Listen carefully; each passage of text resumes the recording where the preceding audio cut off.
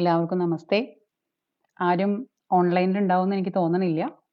കാരണം നാട്ടിലൊക്കെ ഒരുപാട് സമയം ലേറ്റായി, ഏതാണ്ട് 1 മണി ഒക്കെ ആയിട്ടുണ്ടായിരിക്കും. ഈ സമയത്താണ് ഫ്രീ ടൈം കിട്ടിയത്. അപ്പോൾ അതുകൊണ്ട് ഞാൻ ഈ സമയത്ത് ഒരു അത്യാവശ്യമായ ഒരു സംഗതി നിങ്ങളുടെ മുന്നിൽ അവതരിപ്പിക്കാമെന്ന് കരുതി ഞാൻ വന്നതാണ്.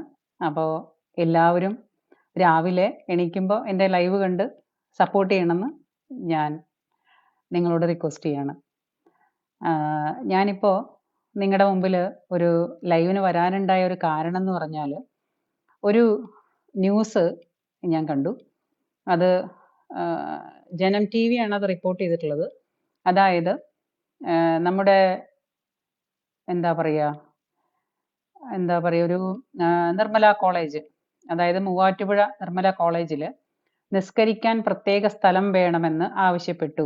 ഒരു മതവിഭാഗത്തിന് മാത്രമായി അങ്ങനെ ഒരിടം നൽകാൻ സാധിക്കില്ല എന്ന് പറഞ്ഞു. പിന്നാലെ ഒരു കൂട്ടം വിദ്യാർത്ഥികൾ എത്തി പ്രതിഷേധിക്കുകയായിരുന്നു. ഇതാണ് ഞാൻ കണ്ട ന്യൂസ്. അപ്പോൾ അത് കൊടുത്തിരിക്കുന്നത് അതിൻ്റെ പ്രിൻസിപ്പാളായിട്ടുള്ള, നിർമ്മല കോളേജിൻ്റെ പ്രിൻസിപ്പാളായിട്ടുള്ള father doctor Justin K Kuriakose എന്ന് പറയുന്ന ഫാദറാണ് ആ ന്യൂസ് റിപ്പോർട്ട് ചെയ്തിട്ടുള്ളതെന്ന് എനിക്ക് തോന്നുന്നു. അപ്പോൾ ഈ പറയുന്നത്, ഈ ഒരു കാര്യം കാണുമ്പോൾ എനിക്ക് അങ്ങനെ ഒരു പുതുമയായിട്ടൊന്നും തോന്നിയില്ല. കാരണം എന്താ വെച്ചാൽ, ഇത് ഈ ഇടയ്ക്കിടയ്ക്ക് ഒരു കൃമിക്കുത്ത് പോലെ കുറേ നാളായിട്ട് നമ്മൾ കണ്ടുകൊണ്ടിരിക്കുന്ന കുറെ പുതിയ പുതിയ ആചാരങ്ങൾ കുത്തിപ്പൊക്കി കൊണ്ടുവരാനായിട്ട് ഒരു വിഭാഗം ശ്രമിക്കുന്നതിന്റെ ഫലമായിട്ടാണ് നമുക്കിതൊക്കെ കാണേണ്ടി വരുന്നത്. എനിവേ, അപ്പോൾ അത് കണ്ടതിൽ ഞാൻ തോന്നിയത്, അതായത് ഇപ്പോൾ മൂവാറ്റുപുഴ കോളേജിൽ ഇവർക്ക് നിസ്കരിക്കാനായിട്ടുള്ള ഒരു ഇടം വേണമെന്ന് പറയുമ്പോൾ, ഈ മൂവാറ്റുപുഴ കോളേജിൽ ഇപ്പോൾ ആവശ്യപ്പെടുന്നതിന് ഇത്രയും കാലം ഈ മതക്കാർക്ക് പ്രാർത്ഥന ആവശ്യമുണ്ടായിരുന്നില്ലേ? അതോ ഇനിയിപ്പോ പടച്ചോൻ നേരിട്ട് അങ്ങ് സ്വർഗത്തിൽ നിന്ന് ഇറങ്ങി വന്നിട്ടോ എവിടുന്നോ ഇറങ്ങി വന്നിട്ട് ഇവരെ എന്താ പറയാ ഉത്ബോധിപ്പിച്ചോ? നിങ്ങൾ നിസ്കരിക്കുക, കോളേജിനകത്ത് നിസ്കരിക്കുന്ന ഇവരെ ഉത്ബോധിപ്പിച്ചോ എന്നറിയില്ല. അപ്പൊ പെട്ടെന്നുണ്ടായൊരു എന്താ പറയാ ഒരു സംഗതി ആയിരിക്കും ഇപ്പൊ ഇത് പെട്ടെന്ന് പൊട്ടിപ്പുറപ്പെട്ട ഏതാണ്ട് ഉള്ളൊരു സംഗതി പോലെയാണ് എനിക്ക് തോന്നിയത്. ആയിക്കോട്ടെ, കുഴപ്പമില്ല. പക്ഷെ ചോദിക്കുന്നത് എന്താ വെച്ചാല്, ഇവിടെ ഈ പറയുന്ന മതത്തിന്റെ അടിസ്ഥാനത്തിൽ ഓരോരുത്തർ തുടങ്ങിക്കഴിഞ്ഞാൽ, ഈ മതാടിസ്ഥാനത്തിന്റെ പേരിൽ തന്നെ മറ്റ് പ്രധാനപ്പെട്ട 2 മതങ്ങളുണ്ട്. ഒരെണ്ണം മതമാണെന്ന് പറയാൻ പറ്റില്ല, സംസ്കാരമാണ്. അപ്പൊ ആ ഹിന്ദു സംസ്കാരപ്രകാരം അല്ലെങ്കിൽ ഹിന്ദു മതപ്രകാരം ജീവിക്കുന്ന ഒരു പറ്റം മനുഷ്യരുണ്ട്. അവരാണ് ഭൂരിപക്ഷം. ഇനി ക്രിസ്തീയ മതമുണ്ട്, ഇസ്ലാം മതമുണ്ട്. അപ്പോൾ ഈ മതക്കാരെല്ലാവരും ഇങ്ങനെ ഒന്നിനൊന്ന് മെച്ചമായിട്ട് ഇങ്ങനെ തുടങ്ങിക്കഴിഞ്ഞാൽ ഈ മറ്റു മതക്കാരെന്ത് ചെയ്യും? ഞാൻ ചോദിക്കുന്ന, ഇവിടെ ക്രിസ്ത്യൻ മാനേജ്മെന്റ് ഉള്ള കോളേജുകളുണ്ട്, ഹിന്ദു മാനേജ്മെന്റ് ഉള്ള കോളേജുകളുണ്ട്, മുസ്ലിം മാനേജ്മെന്റ് ഉള്ള കോളേജുകളുണ്ട്.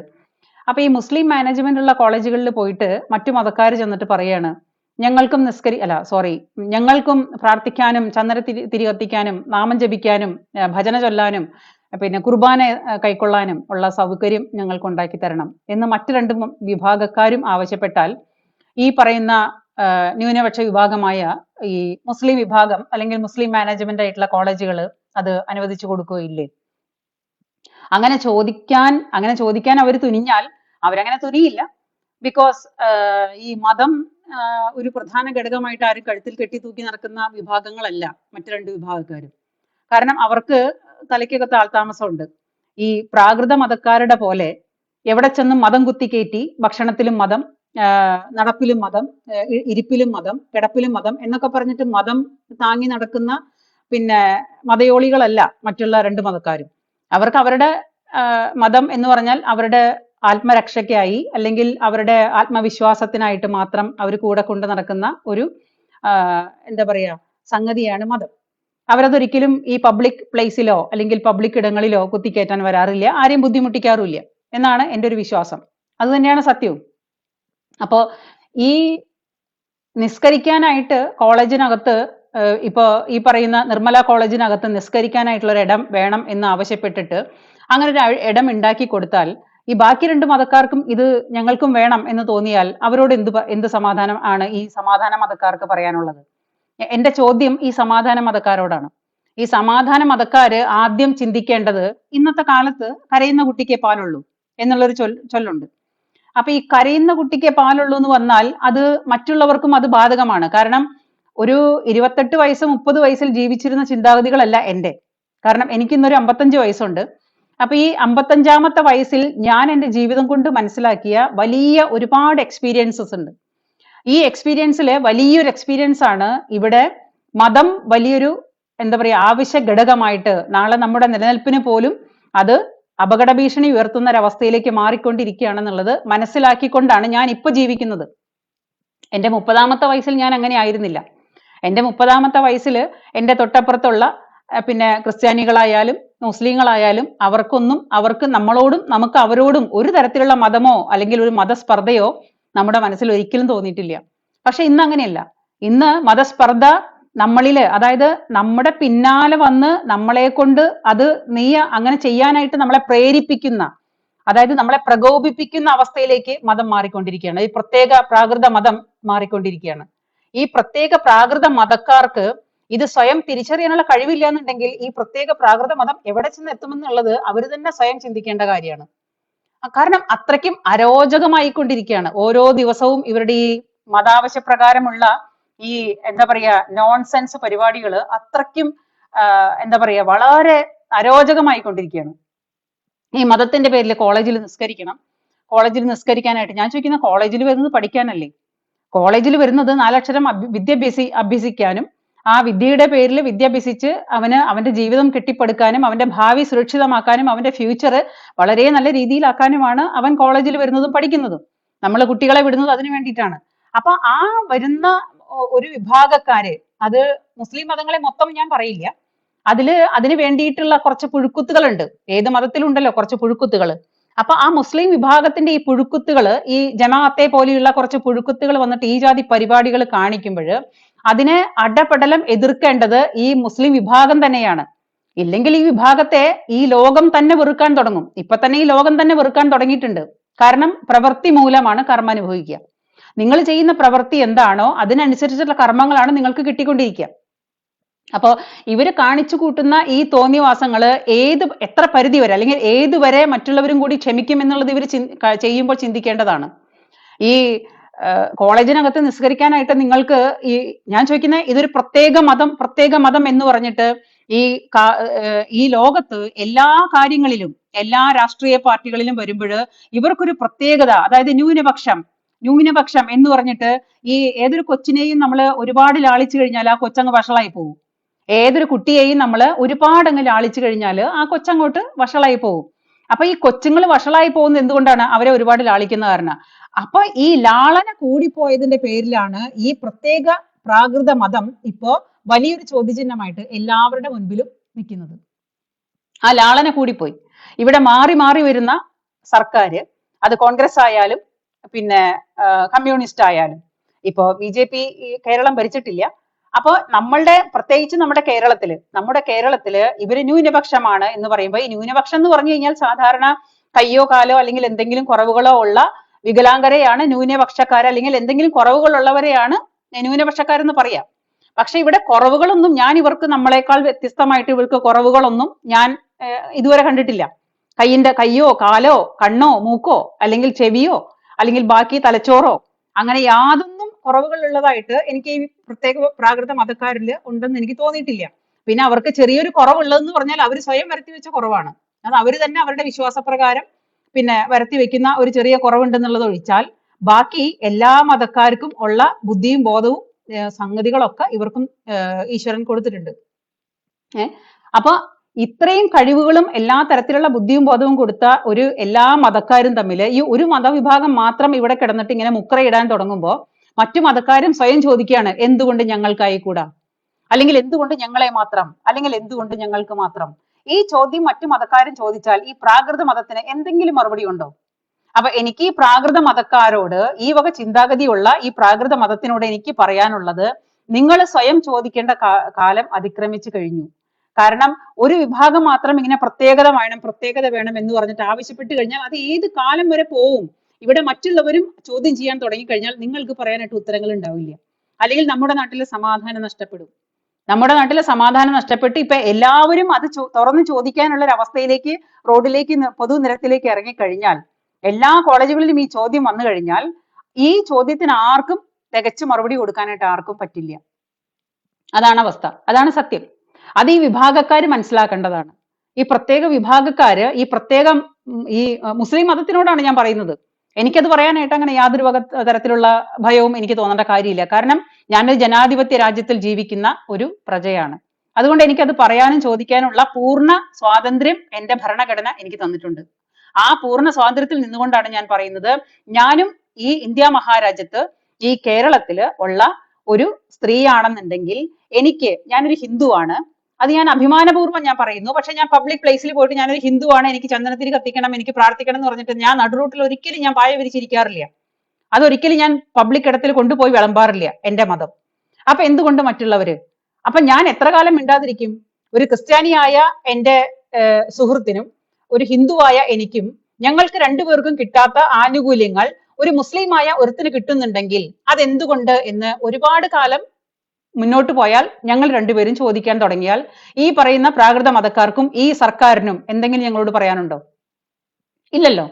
അപ്പൊ ആ അവസ്ഥകള് ഉണ്ടാവാതിരിക്കാനാണ് ഞാൻ പറയുന്നത്. ഇവിടുത്തെ പ്രത്യേക മതവിഭാഗത്തിനോട് പറയാണ്, ദൈവമൊക്കെ വീട്ടിൽ വെച്ചിട്ട് വേണം കോളേജിലോട്ട് പഠിക്കാൻ വരാനായിട്ട്.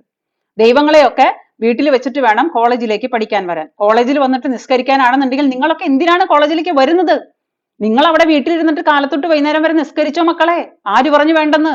അല്ലെങ്കിൽ നിങ്ങൾ നിങ്ങളുടെ മദ്രസയിലേക്ക് പൊക്കോ. നിങ്ങൾ 1 തൊട്ട് 10ാം ക്ലാസ് വരെ SSLC വരെ നിങ്ങൾ മദ്രസയിൽ പോയിട്ട് പഠിക്കുക. ആ മദ്രസയിൽ ഒന്നാം ക്ലാസ് മുതൽ 10ാം ക്ലാസ് വരെ മദ്രസയിൽ പഠിക്കാനായിട്ട് നിങ്ങൾക്ക് നിങ്ങളുടെ ഉസ്താദുമാര് സൗകര്യം ചെയ്തു തന്ന് നിങ്ങൾ അവിടെ പോയിട്ട് പഠിച്ച് നിങ്ങളുടെ മതാചാരങ്ങളൊക്കെ പഠിച്ച് നിങ്ങളുടെ മതാചാരങ്ങളൊക്കെ വിളമ്പി അവിടെ ഇരുന്നിട്ട് നിങ്ങൾ അത് ഫുൾ ശാപ്പാടടിച്ച് നിങ്ങൾ അവിടെ ഇരുന്ന് കോളേജ് നിങ്ങളുടെ മേലധ്യക്ഷന്മാരെ കൊണ്ട് നിങ്ങൾ കോളേജിലെ വിദ്യാഭ്യാസവും പൂർത്തിയാക്കി നിങ്ങൾ അവിടെ ഇരുന്നിട്ട് നിങ്ങളുടെ മതം പഠിച്ച് നിങ്ങൾ അവിടെ ഇരുന്നിട്ട് നിങ്ങൾ എന്താണെങ്കിൽ ചെയ്യേ. മറ്റുള്ളവനെ വന്നിട്ട് എന്തിനാ ബുദ്ധിമുട്ടിക്കുന്നേ? ഇവിടെ പഠിക്കുമ്പോ പബ്ലിക് ഇടത്തിൽ വരുമ്പോ പബ്ലിക് ഇടത്തിന്റെ മര്യാദകൾ നിങ്ങൾ പാലിച്ചേ പറ്റുള്ളൂ. അതിനിടയിൽ മതം വിളമ്പാൻ കൊണ്ടുവന്നാൽ അതിവിടെ ചെലവാകൂല എന്ന് കൃത്യമായിട്ട് നമുക്ക് പറയേണ്ടി വരും. അങ്ങനെ പറയേണ്ടി വരുമ്പോ എന്താണ്? അത് 1.5 പറച്ചിലാവും. കാരണം ഇവിടെ കാലം കുറേയായി ഈ മതം കുത്തിക്കയറ്റാൻ തുടങ്ങിയിട്ട്. ഇവിടെ ഒരുപാട് കാലമായിട്ട് ഇങ്ങനെ മതം കുത്തിക്കയറ്റാനായിട്ട് ഒരു സൂചി കുത്തുന്ന പഴുത് കിട്ടിക്കഴിഞ്ഞാൽ അവിടെ മതം കുത്തിക്കയറ്റാൻ നോക്കുന്ന ഈ പ്രത്യേക വിഭാഗക്കാരോട് ഞാൻ ചോദിക്കുകയാണ്, ഇവിടെ ന്യൂനപക്ഷമാണെങ്കിലും പിന്നെ ഭൂരിപക്ഷമാണെന്നുണ്ടെങ്കിലും ഭൂരിപക്ഷമായിട്ടുള്ള ആൾക്കാർ മതം കുത്തിക്കയറ്റാൻ വന്നാൽ നിങ്ങൾ എന്ത് ചെയ്യും? സത്യം പറഞ്ഞു കഴിഞ്ഞാൽ നമ്മുടെ പിന്മുറക്കാര് ഈ പറയുന്ന സൂചി കുത്താനായിട്ടൊരു ഇടം കൊടുത്ത്, അതായത് ഒട്ടകത്തിന് സ്ഥലം കൊടുത്ത പോലെ സൂചി കുത്താനായിട്ട് ഇടം കൊടുത്തതിന്റെ പേരിലാണ് ഈ വിഭാഗം ഇങ്ങനെ വികസിച്ച് ഇങ്ങനെ ഒട്ടകത്തിന് സ്ഥലം കൊടുത്ത പോലെ ആയിട്ടുള്ളത്. അപ്പൊ ഈ ഒട്ടകത്തിന് സ്ഥലം കൊടുത്ത പോലെ ആയ അവസ്ഥയില് ഇനിയും ഇത് അനുവദിച്ച് മുന്നോട്ട് പോവുകയാണെങ്കിൽ മറ്റ് 2 മതക്കാർക്കും ഇതിനെ ചോദ്യം ചെയ്യേണ്ട അവസ്ഥ ഗതികേടിലാക്കി ഞങ്ങളെ തള്ളിവിടുകയാണ് നിങ്ങൾ. ഇവിടുത്തെ 2 മതക്കാരെയും, അതായത് ഹിന്ദു സംസ്കാര പ്രകാരം ഹിന്ദു മതാചാര പ്രകാരം ജീവിക്കുന്ന ഭൂരിപക്ഷങ്ങളായിട്ടുള്ള ഹിന്ദു മതത്തിനും ക്രിസ്തീയ ആചാരപ്രകാരം ജീവിക്കുന്ന ക്രിസ്ത്യൻ മതത്തിനും ഇതിനെ ചോദ്യം ചെയ്യേണ്ട അവസ്ഥയിലേക്ക് ഞങ്ങളെ കൊണ്ട് തള്ളിവിടുകയാണ്. ഞങ്ങളെ പുറകിൽ നിന്ന് തള്ളുകയാണ്. അല്ലെങ്കിൽ ഞങ്ങൾക്ക് ഇവിടെ നിലനിൽപ്പില്ലാണ്ടാവില്ലേ? ഈ പ്രത്യേക മതം മാത്രം ഇവിടെ വലുതായി വന്നാൽ ഇപ്പൊ തന്നെ നമുക്ക് പൊതുവിടത്തിലേക്ക് ഇറങ്ങുമ്പോൾ ഭയത്തോടു കൂടി മാത്രമേ കാണാൻ സാധിക്കുന്നുള്ളൂ പല പ്രവൃത്തികളും. ആ ഭയപ്പാടുണ്ടാക്കിയത് ആരാണ്? ഈ ഹിന്ദുവും ക്രിസ്ത്യനും മുസ്ലിമും പാഴ്സിയും സിഖും എല്ലാവരും ഒന്നായിട്ട് കഴിഞ്ഞിരുന്ന നമ്മുടെ ഇന്ത്യ മഹാരാജ്യത്ത് മനസ്സിൽ ഭയപ്പാടുണ്ടാക്കിയത് ആരാണ്? ഇവരുടെ പ്രവൃത്തികളാണ്. അപ്പൊ ഇവരുടെ പ്രവൃത്തികളെ കണ്ട് മനസ്സിലാക്കിയിട്ട് ഒരു പരിധി കഴിയുമ്പോ നമ്മളും അത് ചിന്തിക്കാൻ, നമ്മളും തിരിഞ്ഞു നിൽക്കാൻ തുടങ്ങിയാൽ ഇവർക്ക് നമ്മളോട് എന്താണ് തിരിച്ചു പറയാനുള്ളത്? അതാണ് എന്റെ ചോദ്യം. ഇവിടുത്തെ മുസ്ലിം മതത്തിനോടാണ് എന്റെ ചോദ്യം. ഇവിടുത്തെ മുസ്ലിം മതമേൽ അധ്യക്ഷന്മാരോടാണ് ഞാൻ ചോദിക്കുന്നത്. ഈ പറയുന്ന തോന്നിവാസങ്ങൾക്ക് നിങ്ങൾക്ക് ഒരു തരത്തിലുള്ള ചോദ്യങ്ങളോ അല്ലെങ്കിൽ ഒരു തരത്തിലുള്ള ഉപദേശങ്ങളോ നിങ്ങൾക്ക് കൊടുക്കാനില്ലെങ്കിൽ നിങ്ങൾ എന്തിനാണ് ഈ മതത്തിന്റെ പേരും പറഞ്ഞിട്ട് മതമേൽ അധ്യക്ഷനായിട്ട് ഇങ്ങനെ ഇരിക്കുന്നത്?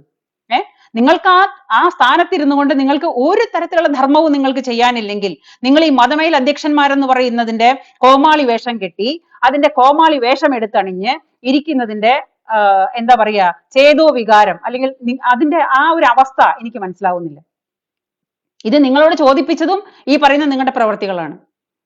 ഇപ്പോ ഇവിടെ കുറച്ചു കാലം മുമ്പ് ഒരു അഭിമന്യു എന്ന് പറയുന്ന ഒരു ചെറുപ്പക്കാരനെ കോളേജിനകത്ത് കയറിയിട്ട് SDPയുടെ പ്രവർത്തകര് ആ പയ്യനെ ഒരു പാവം വീട്ടിലത്തെ ഒരു പയ്യനായിരുന്നു. ആ പയ്യനെ ഒറ്റ കുത്തിന് കൊന്ന് കോളേജിൽ കയറിയിട്ട് അവനെ പിന്നെ കുത്തിക്കൊന്നു. അപ്പൊ അഭിമന്യുവിനെ പിന്നെ കൊലപ്പെടുത്തിയ സമയത്ത് അത് എന്ത് കാര്യത്തിന്റെ പേരിലാണെന്ന് അറിയാവോ? അഭിമന്യുവിനെ, അതായത് ഇവിടുത്തെ RSSകാരുടെ പേരും പറഞ്ഞിട്ട് ഇവിടുത്തെ ഹിന്ദുക്കൾക്ക് ഇട്ട് പണിയുന്നുണ്ടോ ഇവിടുത്തെ പിന്നെ കമ്മ്യൂണിസ്റ്റുകാരും SDPIക്കാരും എന്നുള്ള ചോദ്യം അഭിമന്യു ചോദിച്ചു. അതിന്റെ പേരിലാണ് അഭിമന്യു അന്നേരം തന്നെ ആ പയ്യനെ വച്ചേക്കാതെ അന്നേരം തന്നെ പിന്നെ നശിപ്പിച്ചു കളഞ്ഞത്. അപ്പോ അങ്ങനെ അഭിമന്യു കൊല്ലപ്പെട്ടു. അഭിമന്യുവിന്റെ പേരിൽ കമ്മ്യൂണിസ്റ്റുകാർ, ഇവിടുത്തെ നാറിയ കമ്മ്യൂണിസ്റ്റുകാര് ഒരു പണപ്പിരിവ് നടത്തിയിട്ട് അതിന്റെ ഒരു ഒട്ടുമുക്കാൽ ഭാഗവും അവർ സ്വയം വിഴുങ്ങി, ബാക്കി എന്തോ ഒരു പിച്ചാക്കാശ് അവരെ കുടുംബക്കാർക്ക് ഇട്ടുകൊടുത്തു. അതാണ് അതിന്റെ സത്യം ഉണ്ടായത്. അതായത് ഇവർക്കൊരു രക്തസാക്ഷിയെ കിട്ടി, നമ്മുടെ കമ്മ്യൂണിസ്റ്റുകാർക്ക് ഒരു രക്തസാക്ഷിയെ കിട്ടി. ആ പാവം ചെറുപ്പക്കാരൻ അവരുടെ കുടുംബത്തിന് നഷ്ടപ്പെട്ടു, ആ കുടുംബം വഴിയാധാരമായി. അപ്പൊ അത് അഭിമന്യുവിന്റെ കാര്യം. ഇനി അടുത്ത ഒരു കാര്യം നോക്കിക്കഴിഞ്ഞാല് സിദ്ധാർത്ഥാണ് അടുത്ത രക്തസാക്ഷി. സിദ്ധാർത്ഥിനെ ആരാ കൊന്നത്? അതും മതത്തിന്റെ പേരില് വളരെ ക്രൂരമായി, അതിക്രൂരമായി ഒരു ചെറുപ്പക്കാരനെ 2-3 ദിവസം ഇട്ട് പീഡിപ്പിച്ച് വെള്ളം പോലും കുടിക്കാൻ കൊടുക്കാതെ മതത്തിന്റെ പേരിൽ തന്നെ കുത്തിക്കൊലപ്പെടുത്തി, അവനെ വെട്ടിയും കുത്തിയും അടിച്ചും ചവിട്ടിയും അവന്റെ മുതുകത്ത് ചവിട്ടിയും അവന്റെ ദേഹത്ത് കയറി നിന്ന് ചാടിയും അങ്ങനെ ക്രൂരമായിട്ട് സിദ്ധാർത്ഥ് എന്ന് പറയുന്ന ചെറുപ്പക്കാരനെയും ഇവിടുത്തെ ഈ എത്തപ്പൈ ഗുണ്ടകള്, എത്തപ്പൈ കുട്ടിക്കൊരങ്ങന്മാര് ആ ചെറുപ്പക്കാരനെയും കൊന്നുകളഞ്ഞു. ആ ചെറുപ്പക്കാരനെ കൊന്നുകളഞ്ഞിട്ടും ഇന്ന് വരെ അതിന്റെ പേരിൽ ആർക്കും ഒരു ചോദ്യവുമില്ല. അതും മലയാളി മറന്നു. മതത്തിന്റെ പേരിലാണെന്ന് ചിന്തിക്കണം. ആരുടെയോ തട്ടത്തിന്റെ വക്കത്ത് തൊട്ടു എന്നാണ് പറയുന്നത്. ഏതോ ഒരു വിദ്യാർത്ഥിനിയുടെ തട്ടത്തിന്റെ വക്കത്ത് തൊട്ടു സിദ്ധാർത്ഥ് എന്ന് പറഞ്ഞിട്ടാണ് ആ പാവം ചെറുപ്പക്കാരനെ കൊന്നുകളഞ്ഞത്. നിങ്ങൾ എല്ലാവരും, ഞാൻ പറയുന്ന ഏത് സമൂഹമായാലും ഏത് മതമായാലും, നിങ്ങൾ എല്ലാവരും മനുഷ്യന്റെ തലച്ചോറാണ് നിങ്ങളുടെ തലയ്ക്കകത്തെങ്കിൽ നിങ്ങൾ എല്ലാവരും തുറന്ന മനസ്സോടുകൂടി ചിന്തിക്കേണ്ടതാണ്. ഒരു മതത്തിന്റെ പേരിലാണ് ഒരു പാവം ചെറുപ്പക്കാരനെ 2-3 ദിവസം ഇട്ട് പച്ചവെള്ളം പോലും കുടിക്കാൻ കൊടുക്കാതെ കൊലപ്പെടുത്തി കളഞ്ഞത് നമ്മുടെ നാട്ടിലാണ്, നമ്മുടെ കേരളത്തിലാണ്. മതത്തിന്റെ പേര് പറഞ്ഞിട്ടാണ്. മനസ്സിലാവുന്നുണ്ടോ? അപ്പോ ഇത് മുഴുവൻ ചെയ്യുമ്പോഴ്, ഇതൊരു മതവിഭാഗക്കാര് ചെയ്യുമ്പോഴ്, ഈ അളമുട്ടിയാൽ ചേരയും കടിക്കും എന്ന് പറയുന്ന ഒരു പഴമൊഴി ഞാൻ കണ്ടെടുക്കുകയാണ്. ഈ അളമുട്ടിയാൽ ചേരയും കടിക്കും എന്ന് പറഞ്ഞാൽ ഇവിടുത്തെ അവസ്ഥ, ഒരു മതവിഭാഗത്തിന്റെ രാഷ്ട്രീയ പാർട്ടികൾ, ഇവിടുത്തെ കമ്മ്യൂണിസം, അതായത് ഈ കേരളത്തിന്റെ പുഴുത്ത കമ്മ്യൂണിസം, ഈ പുഴുത്ത കമ്മ്യൂണിസമാണ് ഈ ഒരു വിഭാഗക്കാരെ മാത്രം ഇങ്ങനെ എന്താ പറയാ വലിപ്പിച്ച് കൊണ്ടുവരുന്നത്.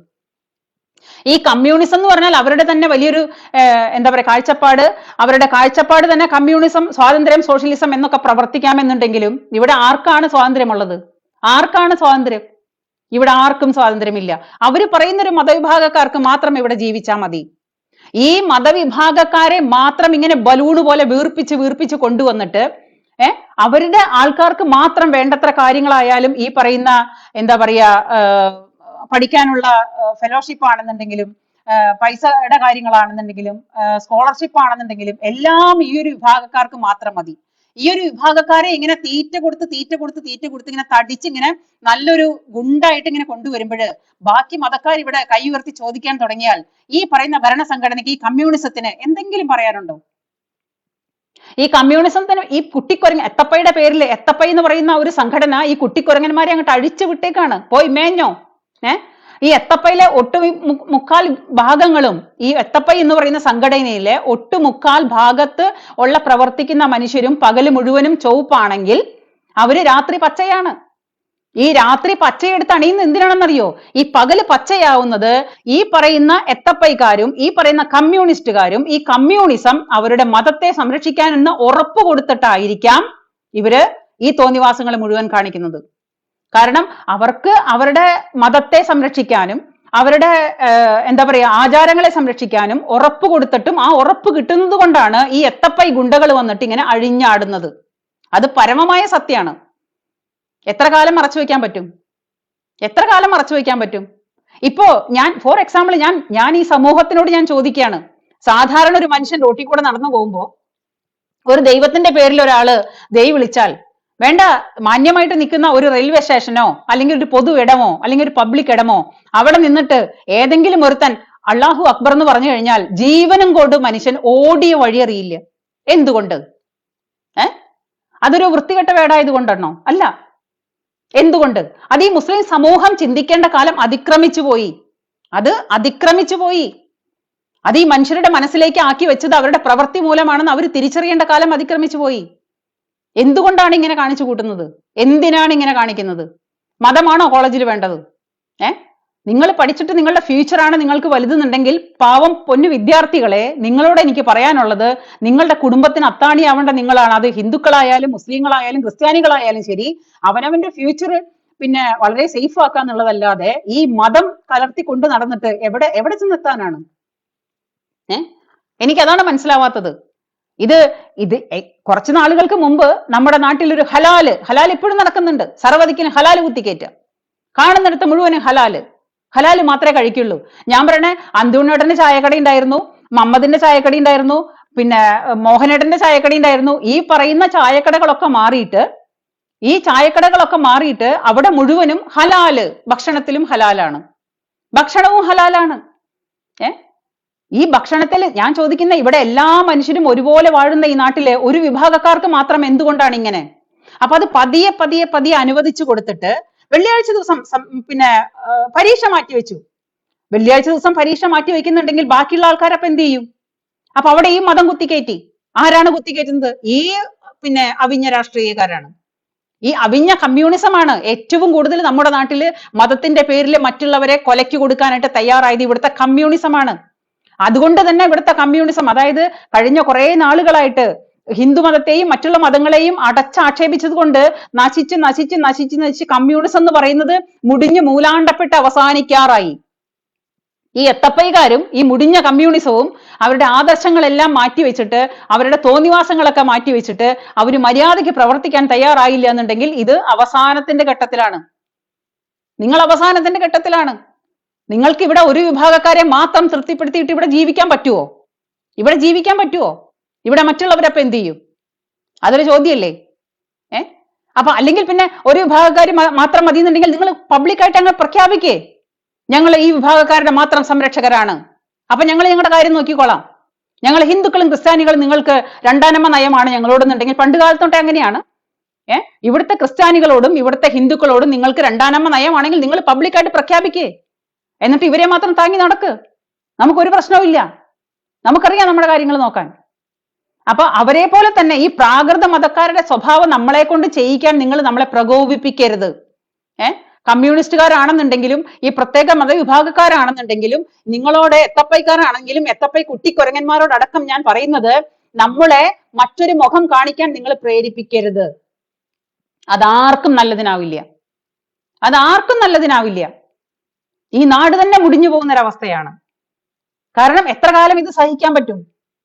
ഇവിടെ വിദ്യാഭ്യാസം തന്നെ കൊണ്ടുവന്നിട്ടുള്ള ഒരു വിഭാഗമാണ് ക്രിസ്തീയ മതക്കാര്. ഇവിടുത്തെ ഏറ്റവും നല്ല വിദ്യാഭ്യാസം കൊണ്ടുവന്ന ഒരു ക്രിസ്തീയ മതമാണ്. ആ ക്രിസ്തീയ മതക്കാരുടെ വിദ്യാഭ്യാസം അപ്പൊ നിങ്ങൾ ഇന്ന് പഠിക്കുന്നുണ്ടെങ്കിൽ നിങ്ങൾ ആദ്യം ഒഴിവാക്കേണ്ടത് ഈ വിദ്യാഭ്യാസം തന്നെയാണ്. നിങ്ങൾ എന്തിനാ കോളേജിൽ വരുന്നേ? ഈ പ്രത്യേക മതക്കാരോടെ ഞാൻ ചോദിക്കുന്നത്, നിങ്ങൾ എന്തിനാണ് കോളേജിൽ വരുന്നത്? നിങ്ങൾ കോളേജിൽ പഠിക്കാൻ വരണ്ട, നിങ്ങൾ നിങ്ങളുടെ മദ്രസയിൽ പോയിട്ട് പഠിച്ചാൽ പോരെ? ഇതെല്ലാവർക്കും ബുദ്ധിമുട്ടിക്കാനായിട്ട് നിങ്ങൾക്ക് ഈ കോളേജിന്റെ തത്വങ്ങളും കോളേജിന്റെ ആദർശങ്ങളും കോളേജിന്റെ നിയമാവലികളും നിങ്ങൾ ചെയ്തോളാം എന്ന് നിങ്ങൾ അവർക്ക് വാക്ക് കൊടുത്തിട്ടാണ് കോളേജ് അഡ്മിഷൻ തരുന്നത്. ആ അഡ്മിഷൻ കിട്ടിക്കഴിഞ്ഞു കഴിഞ്ഞാൽ പിന്നെ തനി നിറം കാണിക്കുന്നത് എന്തുകൊണ്ടാണ്? ഒട്ടകത്തിന് സ്ഥലം കൊടുത്ത പോലെ നിങ്ങൾ നിങ്ങളുടെ തനി നിറം കാണിക്കുന്നത്. ഇന്നിപ്പോ നിങ്ങൾക്ക് നിസ്കരിക്കാനായിട്ട് സ്ഥലം കിട്ടിക്കഴിഞ്ഞാൽ നാളെ നിങ്ങൾക്ക് അവിടെ പള്ളി പണിയണം, നാളെ നിങ്ങളുടെ സ്വന്തം പള്ളി പണിയണം എന്ന് പറയും കോളേജിനകത്ത്. അപ്പൊ പിന്നെ ഞാൻ ചോദിക്കുന്ന, ഇവിടുത്തെ ബാക്കി മതക്കാർക്ക് അവരുടെ കുർബാന നടത്തണ്ടേ? ഹിന്ദു മതക്കാർക്ക് അവരുടെ പ്രാർത്ഥന നടത്തണ്ടേ? നാമം ജപിക്കണ്ടേ? ഇനിയിപ്പം കോളേജിനകത്തുനിന്ന് കെട്ടി നിറച്ചിട്ട് ഞങ്ങൾക്ക് ശബരിമലയ്ക്ക് പോകണമെന്ന് പറഞ്ഞാൽ അപ്പൊ എന്ത് ചെയ്യും? അനുവദിച്ചു തരാൻ പറ്റുമോ? Is A common question. മറുപടി പറയട്ടെ, ഈ മതസംഘടനകളൊക്കെ മറുപടി പറയട്ടെ, എന്തുകൊണ്ടാണ് അതില്ലാത്തത്? അപ്പോ എല്ലാ കാര്യങ്ങൾക്കാണെങ്കിലും ഏത് കാര്യങ്ങൾക്കാണ് 10,000-കണക്കിന് വർഷം പഴക്കമുള്ള ഹിന്ദുമതം, ഹിന്ദു സംസ്കാരം ഇവിടെ ഉണ്ട്. അവർക്കൊന്നും യാതൊരു തരത്തിലുള്ള അധികാരങ്ങളോ അവകാശങ്ങളോ സ്പെഷ്യലായിട്ട് ആരും കൊടുക്കുന്നില്ല. അതും ഏറ്റവും വലിയ ഭൂരിപക്ഷമായിട്ടുള്ള ഒരു ഹിന്ദു സംസ്കാരത്തിൽ, സനാതന ധർമ്മത്തിൽ ഇവിടെ 10,000-കണക്കിന് വർഷങ്ങൾ പഴക്കമുള്ള സനാതന ധർമ്മം ഇവിടെ നിലനിൽക്കുന്നുണ്ട്. അവരാരും ഒരു തരത്തിലുള്ള കാര്യങ്ങൾക്കും നിങ്ങളോട് ആവശ്യപ്പെടാൻ വരുന്നില്ല. ഒരു 2000 വർഷം പഴക്കമുള്ള ക്രിസ്തീയ സഭയും ഇവിടെയുണ്ട്. അവരും നിങ്ങളോട് ഒരു സ്പെഷ്യൽ കാര്യങ്ങളും ആവശ്യപ്പെടാൻ വരുന്നില്ല. പിന്നെ ഈ പറയുന്ന ഒരു 1400 വെറും 1400 വർഷം പഴക്കമുള്ള നിങ്ങൾ കിടന്നിട്ട് ഇവിടെ കിടന്നിട്ട് ഇങ്ങനെ ഈ എന്താ പറയാ ഞാഞ്ഞൂലിനെ വിഷം വെക്കുന്ന രീതിയിൽ നിങ്ങൾ ഈ വിഷം വെച്ചിട്ട് ഇങ്ങനെ വളഞ്ഞു കളിക്കാൻ തുടങ്ങി കഴിഞ്ഞാൽ ഇത് എവിടെ ചെന്ന് അവസാനിക്കും? നിങ്ങളെ ഈ സമൂഹം തന്നെ വെറുക്കും. നിങ്ങളെ ഈ സമൂഹം തന്നെ വെറുക്കും എന്നല്ലാണ്ട് വേറെ എന്ത് സംഭവിക്കാനാണ്? അത് നിങ്ങൾ സ്വയം മലർന്നിടുന്ന തുപ്പല്ലേ? അപ്പൊ ഞാൻ പറയണത് എന്താണെന്ന് വെച്ചാല് ഇപ്പൊ നമ്മുടെ ഈ പറയുന്ന നിർമ്മല കോളേജില് ഈ സംഗതി ഉണ്ടായി, ഞാൻ സമ്മതിക്കുന്നു. കുറച്ചു നാൾ മുമ്പ് നമ്മുടെ ന്യൂമാൻ കോളേജില് ജോസഫ് മാഷ് കൈവെട്ടിയ ഒരു സംഭവം ഉണ്ടായിരുന്നു. അന്ന് ന്യൂമാൻ കോളേജിൽ ജോസഫ് മാഷ കൈവെട്ടിയത് അദ്ദേഹം എന്തോ പിന്നെ എന്താ ക്വസ്റ്റ്യൻ പേപ്പറിൽ എന്തോ ഒരു വാക്ക് ഉപയോഗിച്ചു, എന്തോ എന്താ പറയാ മുഹമ്മദ് എന്ന് പറഞ്ഞൊരു വാക്ക് എഴുതി എന്നതിന്റെ പേരിലാണ്, ആ മതത്തിന്റെ പേരും പറഞ്ഞിട്ടാണ് ആ മനുഷ്യന്റെ കൈയും കാലും വെട്ടിയത്. അന്ന് ഈ ക്രിസ്തീയ സഭ ആ മനുഷ്യനെ ഒരിക്കലും ഒരു സപ്പോർട്ട് കൊടുത്തില്ല. അദ്ദേഹത്തിന് ആ കോളേജിൽ നിന്ന് പിരിച്ചുവിട്ടു, ജോലിയിൽ നിന്ന് പിരിച്ചുവിട്ടു. അദ്ദേഹം മാനസികമായിട്ടും ശാരീരികമായിട്ടും തളർന്നു. അദ്ദേഹത്തിന്റെ ഭാര്യ ആത്മഹത്യ ചെയ്തു. അദ്ദേഹത്തിന്റെ ഫാമിലി മൊത്തം പോയി, നശിച്ചു. അദ്ദേഹം ഒറ്റപ്പെട്ടു. പിന്നെ എന്തോ ഈശ്വരന്റെ കൃപ കൊണ്ട് ആ മനുഷ്യൻ ജീവിച്ചിരുന്നു. കാലം ഒരു മാപ്പു സാക്ഷിയെ പോലെ, കാലം ഒരു എന്താ പറയാ എല്ലാ കാര്യങ്ങളും ആ മനുഷ്യന് കണ്ണിൽ കാണിച്ചു കൊടുക്കാൻ വേണ്ടിയിട്ട് എന്ന പോലെ ആ മനുഷ്യനെ ജീവിപ്പിച്ചു. ആ മനുഷ്യൻ ആത്മഹത്യ ചെയ്തില്ല. അദ്ദേഹത്തിന് ജീവിക്കാനുള്ള ഒരു ശക്തി ഈശ്വരനായിരിക്കാം കൊടുത്തിട്ടുണ്ടാവുക. അദ്ദേഹം ഇന്ന് ഇതെല്ലാം കാണുകയാണ്. ഇന്നിപ്പോ ഈ ക്രിസ്തീയ സഭകൾ അനുഭവിക്കാൻ പോകുന്നത് ഈ ഒട്ടകത്തിന് സ്ഥലം കൊടുത്ത പോലെ ഈ ക്രിസ്തീയ സഭകൾ അന്ന് കാണിച്ച അദ്ദേഹത്തിനോട് കാണിച്ച ആ തെണ്ടിത്തരം, അങ്ങനെ തന്നെ ഞാൻ പറയും. അന്ന് അദ്ദേഹത്തിനെ ഒറ്റപ്പെടുത്തിയിട്ട് ജോലിയിൽ നിന്ന് പിരിച്ചുവിട്ടിട്ട് അദ്ദേഹത്തിനോട് കാണിച്ച് അദ്ദേഹത്തിനെ സപ്പോർട്ട് ചെയ്യാതെ ഈ ക്രിസ്തീയ സഭ അദ്ദേഹത്തെ ഒറ്റപ്പെടുത്തിയിട്ടുണ്ടെങ്കിൽ ഇന്ന് ക്രിസ്തീയ സഭ ഇത് കണക്ക് പറയേണ്ടി വരും. അവിടേക്കാണ് പോക്ക്. ഇത് തമാശക്കല്ല ചെയ്തു വെക്കുന്നത്. എല്ലാ കാര്യങ്ങൾക്കും ഒരു മര്യാദ വേണം. ആ മര്യാദ ലംഘിച്ചു കഴിഞ്ഞു കഴിഞ്ഞാൽ പിന്നെ വേറെ ഒന്നും ആർക്കും നോക്കാനില്ല. അപ്പൊ ആ മര്യാദ കീപ്പ് ചെയ്തിട്ട് എല്ലാവരും ജീവിച്ചാൽ ഈ ഭൂമിയിൽ സമാധാനം ഉണ്ടാവും. ഇല്ലെങ്കിൽ ഇവിടുത്തെ സമാധാനം നഷ്ടപ്പെടും. ഇനി മതം മാത്രം 24 മണിക്കൂറും മതം പുഴുങ്ങി തിന്നുന്നവരാണെങ്കിൽ നീ വീട്ടിലിരുന്ന് പുഴുങ്ങി തിന്ന്. നീ എന്തിനാണ് നാട്ടിലേക്ക് ഇറങ്ങി മറ്റുള്ളവരെ ദ്രോഹിക്കുന്നത്? നീ മതവും പുഴുങ്ങി തിന്ന മതത്തിന്റെ പിന്നെ ഡ്രസ്സും ഇട്ട് മതാചാര പ്രകാരം പിന്നെ പ്രാർത്ഥിച്ച 5 നേരോ 10 നേരോ 15 നേരോ എത്ര നേരാണെങ്കിലും നീ അവിടെ കിടന്ന് നിസ്കരിച്ച് നിന്റെ മതം തന്നെ പഠിച്ച് നിന്റെ മതം തന്നെ പുഴുങ്ങി തിന്ന് മതം തന്നെ ധരിച്ച് നീ മതത്തോട് കൂടിയിട്ട് അവസാനിക്ക്. മറ്റുള്ളവരെ ബുദ്ധിമുട്ടിക്കല്ലേ. അതൊക്കെ നീ നിന്റെ സൗകര്യം പോലെ ചെയ്യേ. പബ്ലിക്കിൽ വന്നിട്ട് എന്തിനാണ് നോയ്സൻസ് ചെയ്യുന്നത്? അതെന്തിനാണെന്നാണ് ചോദ്യം. അത് ഞാൻ ഇന്ന് ചോദിച്ചെങ്കിൽ എന്നെ പോലുള്ള 100 കണക്കിന് ക്രിസ്തീയ മതക്കാരും ഹിന്ദു മതക്കാരും ഒരുമിച്ച് ചോദിക്കാൻ തയ്യാറായാൽ അവരെ കുറ്റം പറയാൻ പറ്റില്ല. ഇവരെ ഇങ്ങനെ കയറൂരി വിട്ടത് ഇവിടുത്തെ ഓരോ സർക്കാരിന്റെയും, ഈ കോൺഗ്രസ്സുകാരാണെങ്കിലും ഈ കമ്മ്യൂണിസ്റ്റുകാരാണെങ്കിലും ഈ എത്തപ്പൈ കുട്ടിക്കുരങ്ങന്മാരാണെങ്കിലും ഇവരുടെയൊക്കെ തോന്നിവാസം കൊണ്ടാണ് ഇതേവരേക്കും ഇവര് കുളിപ്പിച്ച് ഒരു കുട്ടിയെ മാത്രം ലാളിച്ച് ഈ അവസ്ഥയിലാക്കി കൊണ്ടുവന്നത്. അല്ലാന്ന് നിങ്ങൾക്ക് പറയാൻ പറ്റുമോ? അല്ലെന്ന് പറ. നിങ്ങൾ പറയുന്നത് ഞാൻ അനുസരിക്കാൻ തയ്യാറാ. ഞാനും ഈ സമൂഹത്തിൽ ജീവിക്കുന്ന ഒരാളാണ്. എന്തുകൊണ്ടാണ് ഒരു കൂട്ടർക്ക് മാത്രം ഇത്രയും പ്രത്യേകത? എന്താണ് ഒരു കൂട്ടർക്ക് മാത്രം പ്രത്യേകത? ഇനി അവർക്ക് ഇത്തിരി പ്രത്യേകതകളും കുറവുകൾ ഉണ്ടെങ്കിൽ അത് അവർ തന്നെ വരുത്തി വെച്ചു ചെത്തി കളഞ്ഞതാണ്. നമ്മൾ ആരും അവർക്ക് ചെയ്തു കൊടുത്തതല്ല. ആ ഒരു പ്രത്യേകത മാത്രമേ ഞാൻ കാണുന്നുള്ളൂ. ബാക്കി ഒരു കുറവുകളും ഞാൻ കാണുന്നില്ല. എന്നിട്ടും എന്തുകൊണ്ടാണ് ഇവരെ കൂട്ടിപ്പിടിക്കുന്നത്? എന്തുകൊണ്ടാണ് ഇവരെ മാത്രം ചേർത്ത് പിടിക്കുന്നത്? എന്തുകൊണ്ടാണ് ഇവരെ മാത്രം ലാളിക്കുന്നത്? എന്താണ് ഇവർക്ക് പ്രത്യേകത? ഇവിടുത്തെ മാറി മാറി ഭരിച്ച ഓരോ സർക്കാരുകളും പറയേണ്ട മറുപടി പറഞ്ഞേ പറ്റുള്ളൂ. എന്താ ഞങ്ങളും മനുഷ്യരല്ലേ? ഞങ്ങൾ എന്താ രണ്ടാം കൂടിയോ? ഞങ്ങൾ രണ്ടാം കൂടിയാണോ സർക്കാരിന്? വോട്ട് ചെയ്തിട്ട് ജനാധിപത്യപരമായിട്ട് വോട്ട് ചെയ്യാനായിട്ട് ഞങ്ങൾക്ക് എല്ലാവർക്കും വോട്ടവകാശം ഉണ്ടെങ്കിൽ ആ വോട്ടവകാശ പ്രകാരമാണ് ജനാധിപത്യപരമാണ് ഇവിടെ ഓരോ സർക്കാരും തെരഞ്ഞെടുക്കുന്നതെങ്കിൽ ഞാനും ഒരു വോട്ടറാണ്.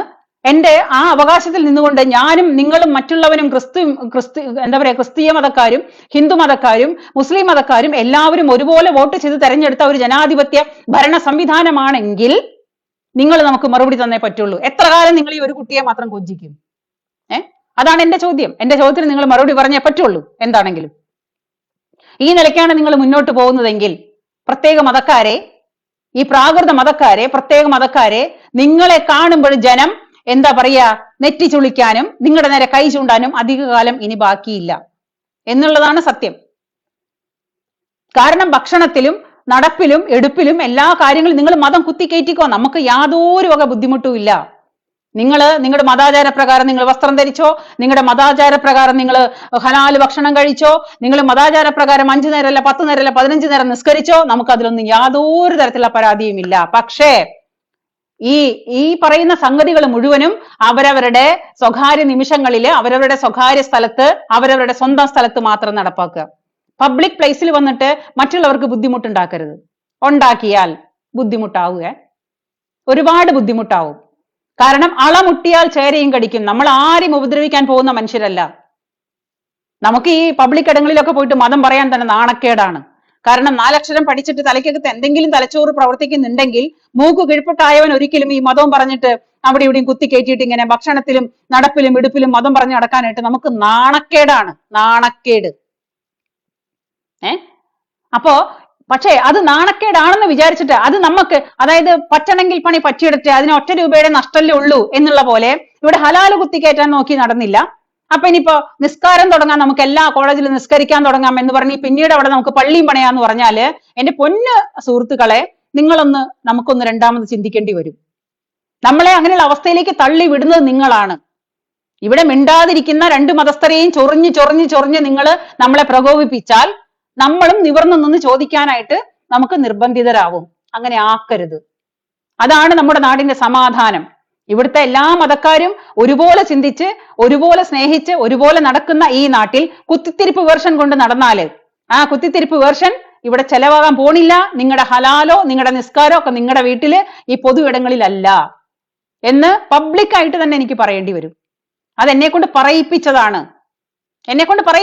കാരണം ഇവിടുത്തെ രാഷ്ട്രീയക്കാരിൽ നിന്ന് നമുക്ക് ഒരിക്കലും ഒരു നീതിയോ ന്യായമോ കിട്ടില്ല എന്ന് മനസ്സിലാക്കിയിട്ടാണ് ഞാൻ പറയുന്നത്. ഞങ്ങൾക്ക് 2 കൂട്ടർക്കും പറയേണ്ടി വരും. അങ്ങനെ ക്രിസ്ത്യാനിക്കും പറയണം. കോളേജുകളിൽ മുസ്ലിമിന്റെ മാനേജ്മെന്റ് ആയിട്ടുള്ള കോളേജുകളിൽ വന്നിട്ട് ക്രിസ്ത്യാനിയും പറയട്ടെ, ഹിന്ദുവും പറയട്ടെ, നമുക്ക് പ്രാർത്ഥിക്കാനുള്ള നാമം ജപിക്കാനുള്ള ഇടം വേണം. ഒരു ക്രിസ്ത്യാനികൾ വന്നിട്ട് പറയട്ടെ, ക്രിസ്തീയ വിദ്യാർത്ഥികൾ വന്നിട്ട് പറയട്ടെ, കുർബാന നടത്തണം, അവർക്ക് കുർബാന നടത്തണം കോളേജുകളിൽ. എന്താ, പ്രാർത്ഥിക്കാൻ തോന്നുമ്പോഴൊക്കെ പ്രാർത്ഥിക്കണ്ടേ?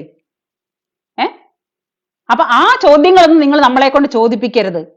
അതിവിടെ റിപ്പോർട്ട് ചെയ്യാനായിട്ട് ഇപ്പൊ ഈ വിഷയം വന്നത്, ഇപ്പൊ ഈ കോളേജിന്റെ ഈ വിഷയം വന്നത് ഒരാളും പറയാനായി റിപ്പോർട്ട് ചെയ്യാൻ ഇവിടുത്തെ മാധ്യമങ്ങളൊന്നും നട്ടല് കാണിച്ചിട്ടില്ല. കാരണം മാധ്യമങ്ങൾ വരെ രണ്ടാനമ്മ നയമാണ്. ഇവിടുത്തെ ഏഷ്യാനെറ്റ് ആയാലും മറ്റുള്ള ചാനലുകാരായാലും മനോരമ, മാതൃഭൂമി, ഏഷ്യാനെറ്റ്, എല്ലാ സംഗതികളും പഴുതാര പുഴുതേരട്ട സർവമാന മാധ്യമങ്ങൾക്കും ഇത് പറയാൻ നട്ടല്ലുണ്ടാവില്ല. കാരണം ഇവന്മാർക്ക് നേരെ തിരിഞ്ഞു കഴിഞ്ഞാൽ മറ്റേ സൈഡിൽ കൂടെ കിട്ടുന്ന ആ വരുമാനം ഉണ്ടല്ലോ, അത് നിന്നു പോകും. അപ്പോ ആ പൈസയാണ്, പണമാണ് എല്ലായിടത്തും.